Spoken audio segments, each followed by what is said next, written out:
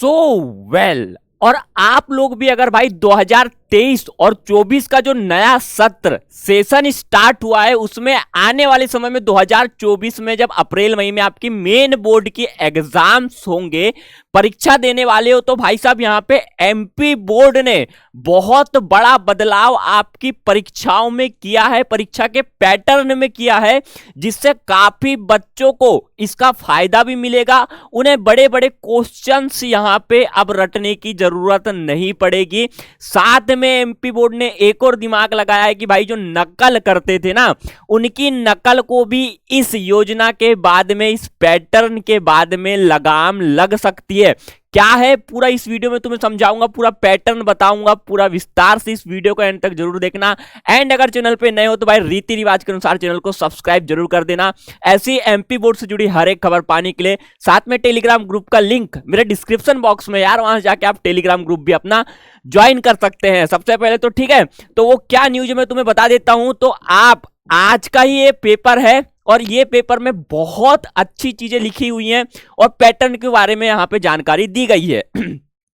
लिखा हुआ है एमपी बोर्ड ने बदला पैटर्न, अब 10वीं 12वीं के पेपर में ऑब्जेक्टिव के स्थान पर होंगे फिल इन द ब्लैंक्स प्रश्न। जी हां, अब तक जो आपका पेपर आता था उसमें ऑब्जेक्टिव क्वेश्चंस जो आपको आते थे, अब उसको बदल के उनकी जगह में अब आपको फिल इन द ब्लैंक्स, मतलब कि रिक्त स्थान भरो, ये वाले क्वेश्चंस आएंगे। और इसमें बहुत सारी चीजें बदलाव हुई हैं, सब पूरा विस्तार से बता देता हूं। लिखा हुआ है एमपी बोर्ड ने 10वीं 12वीं की परीक्षा में नकल पर लगाम लगाने के लिए महत्वपूर्ण निर्णय लिए हैं।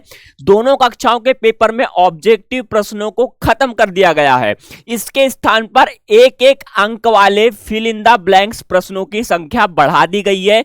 बोर्ड ने कार्यपालिका समिति की रिपोर्ट के आधार पर सब्जेक्ट के चैप्टरों को समूह बनाकर अंक योजना जारी की है। इसके अलावा सीबीएसई के तर्ज पर कोर्स में भी बदलाव किया गया है। एमपी बोर्ड द्वारा 10वीं 12वीं में सीबीएसई पैटर्न पर किताबों को लागू किया गया है। इसी आधार पर पाठ्य पुस्तक निगम द्वारा 9वीं से 12वीं तक की किताबों का प्रकाशन किया जाता है। अभी तक बोर्ड द्वारा परीक्षा के प्रश्न पत्रों का पैटर्न परंपरा अनुसार था। इसमें 30 अंक तक ऑब्जेक्टिव प्रश्न होते थे। इस पैटर्न को बदल दिया गया है।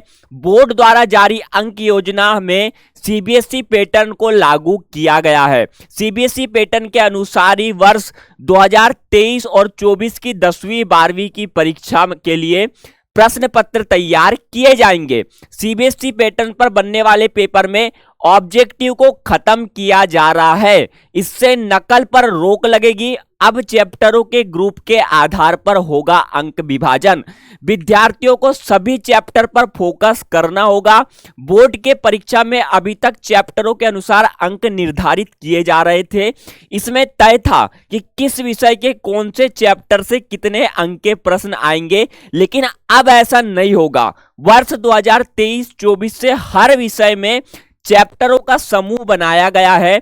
इस समूह में से कितने अंक का प्रश्न पूछा जाएगा यह बताया गया है। अब यहां पे जो है क्या किया गया है और कुछ एडिशनल बता देता हूं। प्रोजेक्ट कार्य में भी यहां पे बदलाव किया गया है। एमपी बोर्ड 10वीं और 12वीं की परीक्षा में प्रोजेक्ट के अंकों की कार्य प्रणाली में भी बदलाव किया गया है। मासिम की 10वीं 12वीं की परीक्षा के रिजल्ट में किसी विषय में 20 और किसी में 25 अंक के प्रोजेक्ट होंगे।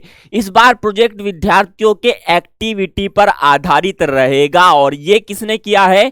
तो ये जो है हमारे बोर्ड के कार्यपालिका समिति की रिपोर्ट के अनुसार इस बार 10वीं 12वीं की परीक्षाओं का पैटर्न बदला जा रहा है। उसी के अनुसार अंकों का निर्धारण किया जाएगा। कौन है ये? श्रीकांत बनोट सचिव हैं ये एमपी बोर्ड के। इनके द्वारा भाई साहब ये जो है पैटर्न में आप लोगों के बदलाव यहां पे जो है किया गया है। तो भाई मैं फाइनली तुमको ये बता दूं कि ये जो है ना, इससे पहले सीबीएसई इन सब चीजों को करता था। तो आपको पता होगा कि एमपी बोर्ड भाई कॉपी करने में सबसे फर्स्ट है। मैं पिछले 4 सालों से आप लोगों को यही बता रहा हूं कि जो सीबीएसई करता है ना, उसी को एज इट इज हमारा एमपी बोर्ड कर देता है। कोई नई स्ट्रेटेजी अपने माइंड से ये लोग नहीं लगाते हैं।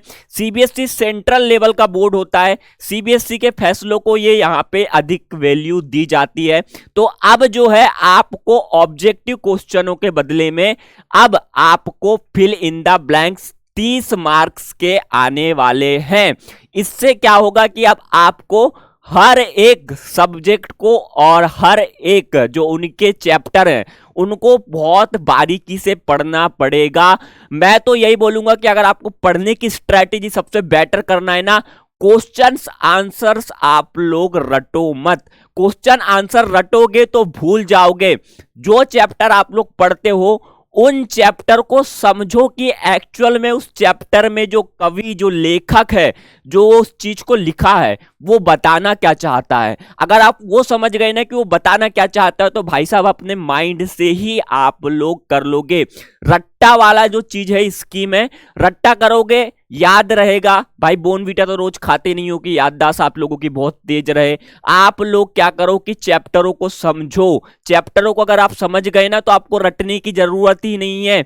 एक बार आपने पढ़ लिया सब हो जाएगा। लेकिन ये 2023 और 24 का जो सेशन आएगा उस सेशन में यहां पे आप लोगों को ये चीजें बदलाव देखने को मिलेंगे। और ये हमारे जो मामा जी हैं, ये मामा जी हमेशा बदलाव पे बदलाव कुछ कर रहे हैं और इसमें कुछ बदलाव होता है, कुछ और कार्य प्रणाली चेंज होती है या फिर कुछ भी चीजें आती हैं आपके तक वो वीडियो के माध्यम से पहुंच जाएगी। भाई 2023 और 24 के अगर आप नए छात्रों सेशन में जुड़ रहे हो, अभी तक नहीं जुड़े हो, सब्सक्राइब कर लो। आपको पूरे साल ऐसे ही इंपॉर्टेंट अपडेट के साथ में स्टडी मटेरियल भी प्रोवाइड करवाया जाएगा। तो भाई चैनल पे नए हो सब्सक्राइब कर लेना रीति रिवाज के अनुसार। मिलते हैं अपने नेक्स्ट वीडियो में किसी नए टॉपिक में। तब तक के लिए बाय बाय, जय हिंद।